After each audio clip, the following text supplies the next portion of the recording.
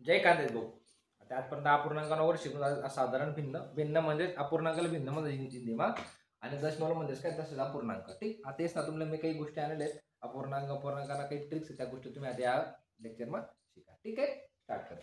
एक काहीतरी एक ट्रिक्स आहे की त्या फरक ना देखा. ठीक जर दिलेल्या उदाहरणामध्ये अंश व छेद तुम्हाला साठी लिखित बरं का अंश व छेद यांच्यात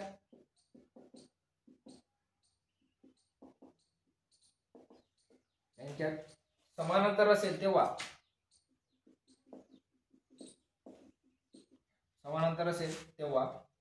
ज्याचा अंश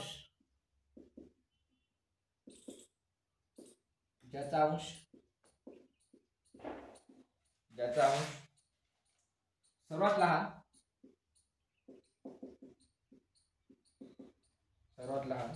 तो अपूर्णांक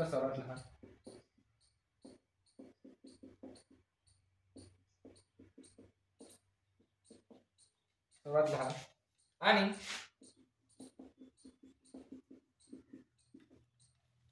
ज्याचा अंश सर्वात मोठा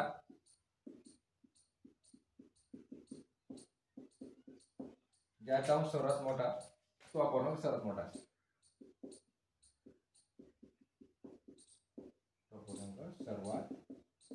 मोठा असेल. ठीक काय बनणार त्याला आता एक प्रश्न आता तुम्हाला मराठी काय लिहिते तुमले नोट्स तयार केला एक प्रश्न असा आहे निभा 2/3 3/4 आर्मल क्वेश्चन ला दिलेले 3/4 5/6 8/9 में सबसे बड़ी भिन्न कौन सी होगी. सबसे बड़ी भिन्न कौन सी होगी. ठीक आहे आता काय भानगड का आता एक अंश आणि छेद ना अंश या छेद काय समांतर म्हणजे काय भानगड का 2/3 3/4 5/6 8/9 असं संख्या दिसणार तर त्या संख्याला काय करणार माहिती का त्या टाइमला असं असणार ज्याचा अंश सर्वात लहान अंश का 2 3 5 8 आता 2 याच्यापेक्षा लहान आहे तो अपूर्णांक सर्वात अपूर्णांक लहान अपूर्णांक काय होणार 2/3.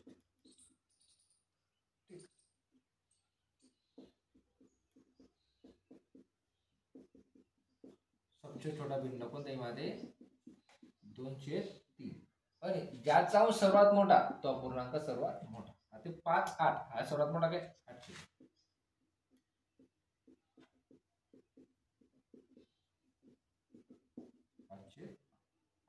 सॉरी लिहा.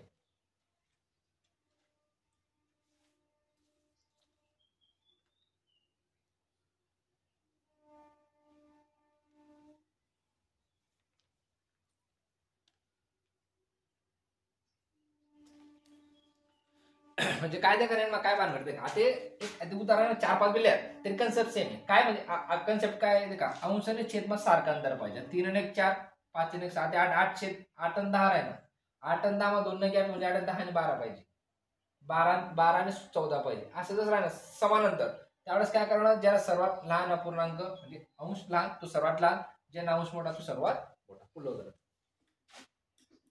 या गोष्टी ध्यानात ठेवा. या उदाहरणात पलीकडे दुसरं तुम्हाला काही शिकायला भेटणार आणि व्हिडिओची लेंथची लांबी ती मुद्दा कमी ठेवली कारण पूर्ण इंटरेस्ट वाटायला पाहिजे. ते काय एक तास व्हिडिओ पूर्ण फॉरवर्ड करू सांगते कशाला काय मत चालणार बरं तर बोलात की सर व्हिडिओ लेंथ जास्त पाहिजे पण जास्त काही कंटाळून वाटलं बोर वाटायला लागलं ते कमी व्हिडिओ राहणार माणूस इंटरेस्ट केलं देखील. ठीक आहे आता पुढला प्रश्न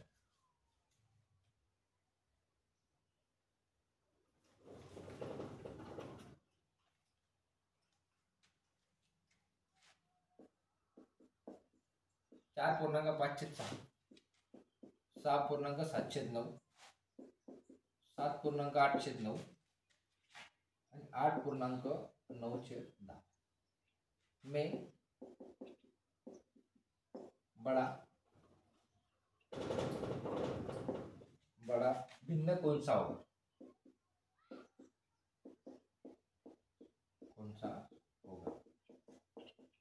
काय राहणार आता आपण भिन्न म्हणतात साधारण भिन्न मराठीमध्ये काय म्हटलं जात पूर्णांकयुक्त अपूर्णांक. आता सबसे बडा भिन्न करा सगळ्यात 2 ट्रिक्स असतात. काय राहतील 2 ट्रिक्स. आता पण काय करणार एवढा काय करणार पडतं हे रूपांतर अपूर्णांक करणार पडस. 6 चौक 24 29/6 मेस अपूर्णांक रूपांतर पूर्णांकयुक्त अपूर्णांक रूपांतर अपूर्णांक करा परत दिले भागा. पण काय करणार ज्या टाइमला असं उदाहरण दिसणार काय करणार जस अपूर्णांक देखा 4 6 7 8 आता तेच ना ज्या संख्याला पूर्णांक मोठा तो अपूर्णांक मोठा. ठीक आहे म्हणजे आता 8 4 आहे 8 6 आहे 8 7 आहे 8 8. ठीक मग त्याला म्हणजे ना अपूर्णांक मोठा पूर्णांक संख्या तो अपूर्णांक मोठा तुम्ही लिख दे. ठीक ज्या वेळेस अशा उदाहरणामध्ये लिखला ना तुम्ही मराठी मुद्दाम लिख दिला मी. ज्या वेळेस अशा उदाहरणामध्ये सर्वात मोठा अपूर्णांक विचारला असल्यास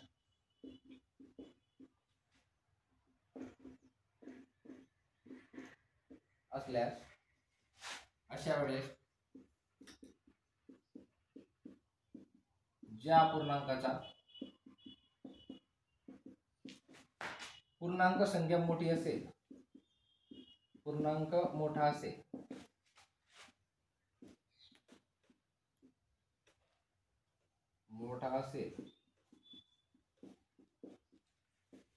तो अपूर्णांक सर्वात मोठा एवढीच कन्सेप्ट. ठीक आता 4 पेक्षा 6 मोठा 6 पेक्षा 7 पेक्षा 8 मोठा असं काही नाही की लहानपासून मोठ्याकडे वाढत जाईल. 8 ही मोठी संख्या राहू शकत 8 राहू शकत. ठीक पण आता 8 हा 7 पेक्षा जास्त मोठा हा सबसे बड़ा भिन्न. ठीक है क्लियर.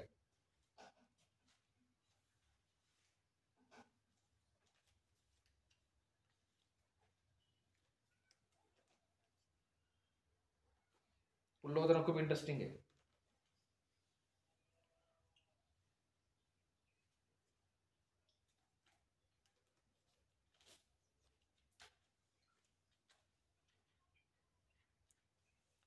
पुढलं उदाहरण एकदम मस्त आहे क्वेश्चन. आता हा जो प्रश्न आहे आईच दिलेले आहे तो मुद्दा मी तुम्हाला सांगणार हा.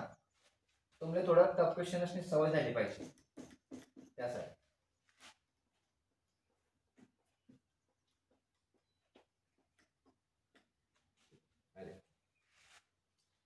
एमपीएस का क्वेश्चन हा जो असेल 4था 5वां असेल. किसी खंबे का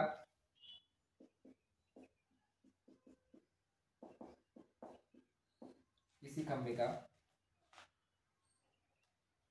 4/7 भाग कीचड़ में धसा हुआ है.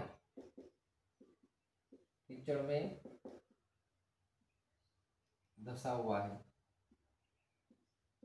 धसा म्हणजे काय फसेल बुवा असं. ठीक धसा हुआ है.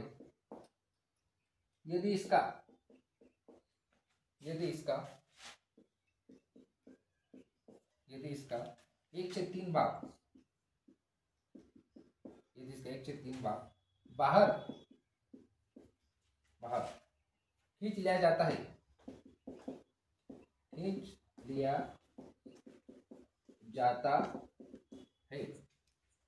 तब खंबे का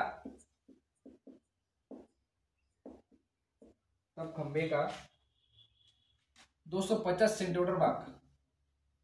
तब खंबे का 250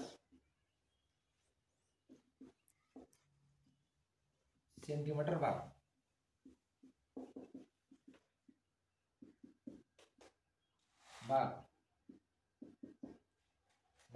कीचड़ में धसा हुआ है.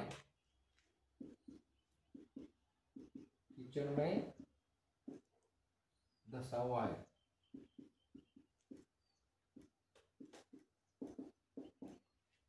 है. तो खंबे की लंबाई ज्ञात करें. तो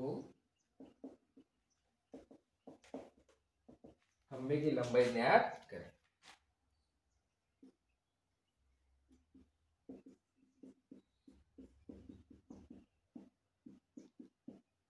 ठीक है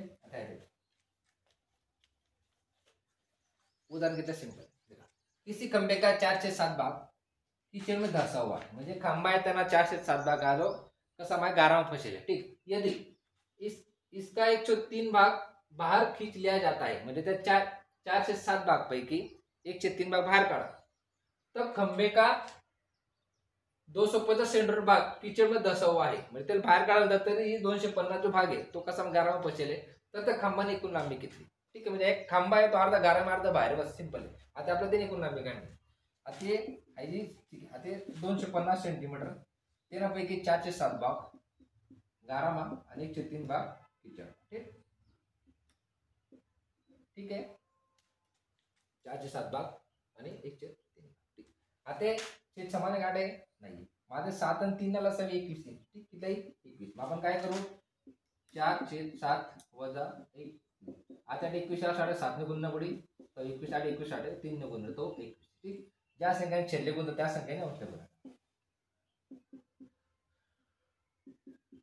ठीक आहे, आता एक छेद काय भेटणार आपलं कॉमन, हा 250 भागिले कॉमन छेद केला भेटणार 21 भेटणार.